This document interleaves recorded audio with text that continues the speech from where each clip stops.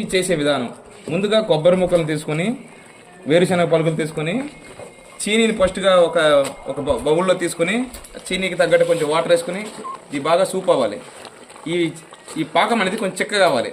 అయినాక అందులో ఈ కొబ్బరి ముక్కలు వేరుశనగ పప్పులు కొంచెం నెయ్యి వేసుకొని తరువాత ఈ పాకం బాగా ముదిరినాక ఏకదం లోకల్ స్టైల్లో విలేజ్లో పాత కాలంలో ప్రెగ్నెన్సీ టైంలో ఇచ్చేవారు కదా, ఆ చెక్కి అది తయారవుతుంది మనకి. ఇది మరొక 10 మినిట్స్లో ఇది రెడీ అవుతుంది. ఇది ప్లేట్లో వేసుకొని ప్లేట్లో వేసినాక ఇది గట్టిపడి అలాగా చెక్కి రూపంలో తయారవుతుంది.